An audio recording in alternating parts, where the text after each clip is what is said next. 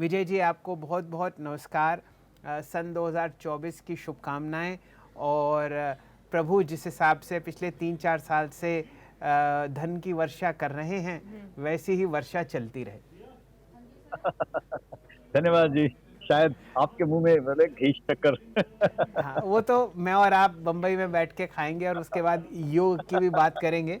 लेकिन आज एक अहम दिन है केडिया साहब, और वो ये है कि ये इंटरिम बजट दिखाया गया। काफ़ी बातें हुई रेलवे पर, हाउसिंग पर, ईवी स्पेस पर, फिजिकल डेफिसिट पर।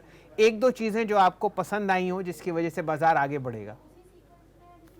देखिए, चीजें सारी पसंद आई जो भी, और ये एक्सपेक्टेड थी। मेरे को ऐसे लगता है कि कोई बहुत नई चीज एफएम ने नहीं बताई है। और आप एक चीज देखिए, ये सारी चीजें मार्केट पहले ही भाप चुका था। ऐसे भी वोट ऑफ अकाउंट था, क्योंकि वही वही सेक्टर शेयर बाजार में पिछले एक साल से चल रहे हैं। जो जो सेक्टर का नाम लिया है फाइनेंस मिनिस्टर ने। फॉर एग्जाम्पल, रिन्यूएबल एनर्जी ले लीजिए, रेलवे ले लीजिए, डिफेंस ले लीजिए, कैपेक्स थ्योरी ले लीजिए, इंफ्रास्ट्रक्चर ले लीजिए, एयरपोर्ट ले लीजिए, पोर्ट ले लीजिए।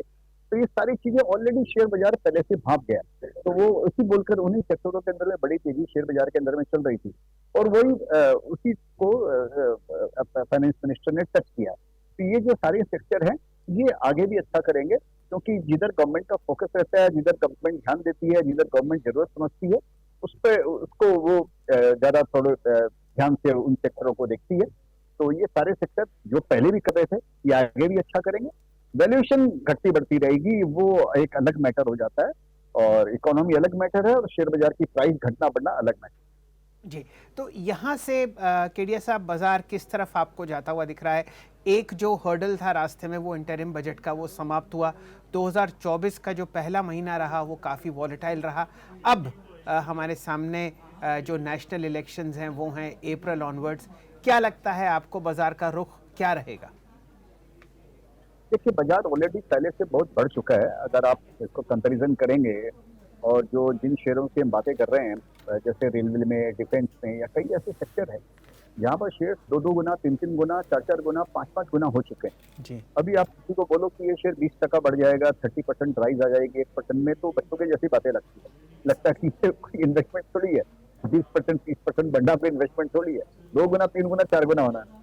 तो लोगों में एक ऐसी भ्रांति फैल गई है कि शेयर बाजार में पैसा 2 गुना, 3 गुना, 4 गुना होता है। ये ऐसा हर समय होता नहीं है। ये तो मार्केट अभी आपको अपॉर्चुनिटी दे रहा है, तो आप उसको एंजॉय कीजिए उसको। लेकिन ये हर समय नहीं होता है। जिस तेजी से बढ़ता है उस तेजी से गिरता भी है।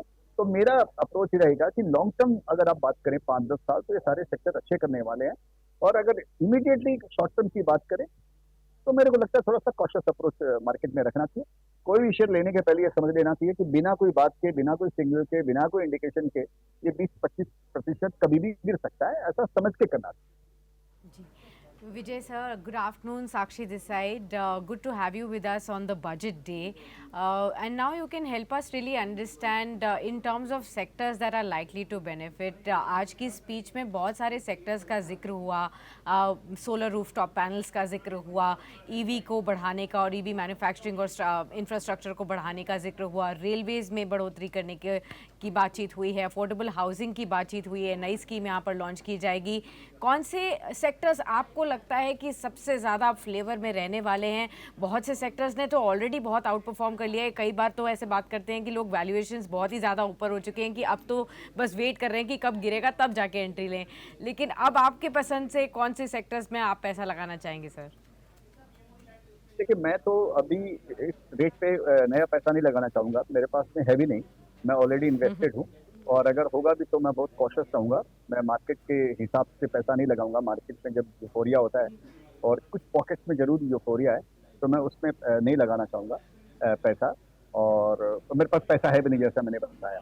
और जो आपने पूछा कौन से सेक्टर होंगे, तो let me tell you one thing is for sure, that if like we are in Amrit Kal and everybody is now talking about it, and government of India is also thinking that maybe we will become a $30 trillion economy by 2045, 30 or 35 trillion or whatever. I if we, I think that India is following the model of China. What China did during 1990 until date, India is also following the same path.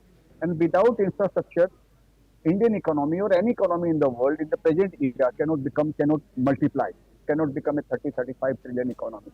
So I think that will always be in the forefront. Infrastructure and capex story and all these things will always be in forefront. But obviously, price again, as I said, that economy is different and stock market price is different. Stock market is different and price movement is different. So that is another subject. Video पसंद आया तो हमें like, comment, share और subscribe जरूर करें।